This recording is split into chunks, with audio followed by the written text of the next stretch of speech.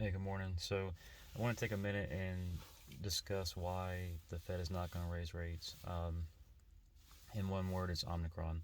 So, if you go to the CDC's website, look at all cases and data, look at the daily case count, which, by the way, is powered by Palantir software, and so look at the comparison between now and Delta and the previous variants, the peaks.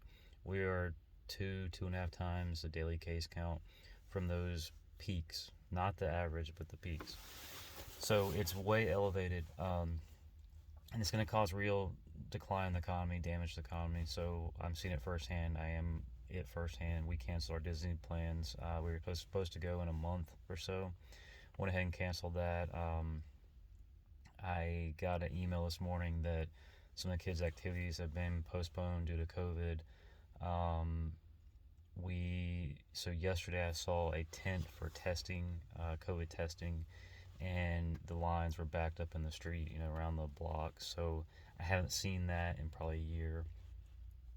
So the Fed, you got this dichotomy where the Fed is talking about raising rates, and it just can't happen because the other side of that is you've got this headwind, pushing the economy in the other direction. So the Fed's getting it wrong.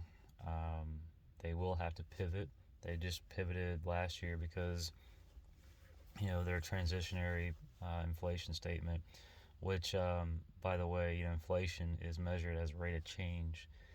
It's not a nominal value. So they look at 7%. 7% of what? 7% is a rate of change. So what we're talking about is a rate of change going up. That's what you're saying is inflation. There's always inflation. If there's not inflation, the Fed is printing money to create inflation. So there's always inflation. Thing is, they try to target 1 to 2%.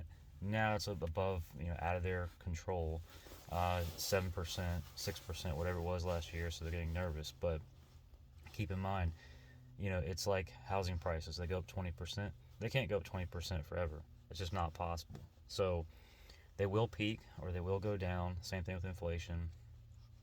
Housing prices are elevated for a lot of reasons.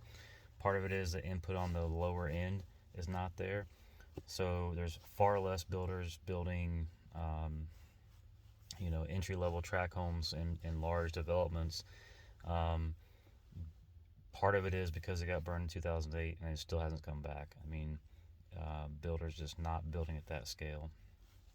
Um, and that translates into higher prices on the low end. So around here, we're seeing $200 a square foot on the low end. So, if you want 1,000 square foot house, $200,000.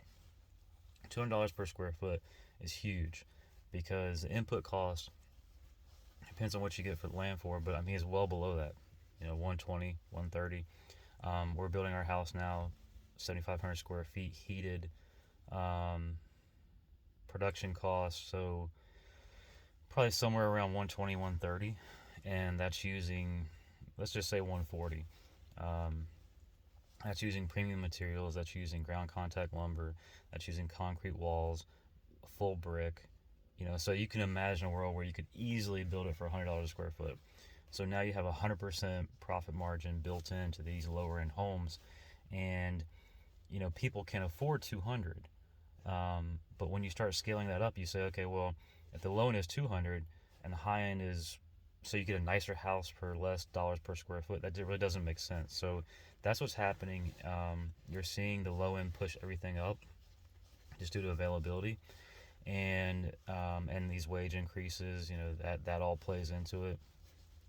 But there will be a leveling out. Everything that's measured in percentage metrics does flatline or go down or what have you. It can't go 20% year over year because that goes to infinity, right? It's exponential. If you know anything about math at all, that's how that works. So when you see everything measured in percentages, be wary. That's why inflation, it's real. I'm seeing it for sure on the wood costs of our home. Um, Within the past, I would say 4 to 5 weeks, the November contract closed around 520 per thousand board foot. It's the January contract's over 1,200. Well, it's over 1,100. It's almost $1,200 per thousand board foot. So, over 100% increase in 4 weeks. On our package, our lumber package was about 130K. You're talking about an extra $130,000 in lumber costs, right?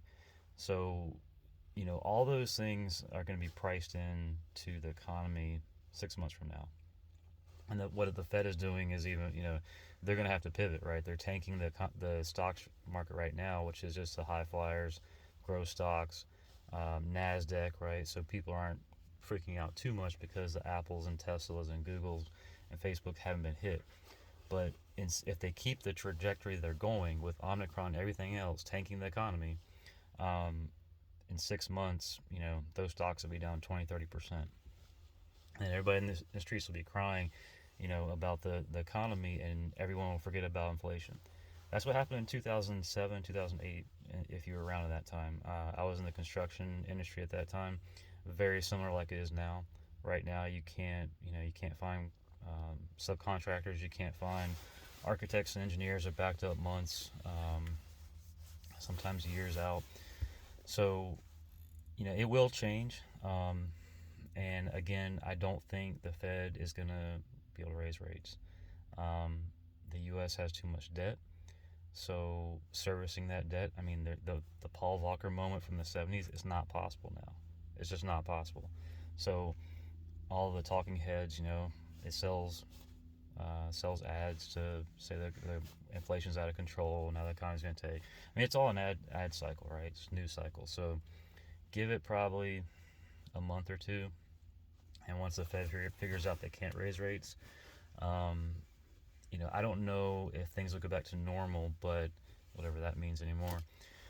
But the growth stocks that have been hit so hard, they're gonna be in for a little bounce, I believe, by summer. And at the end of the day, it's people don't know what to do with their money, right?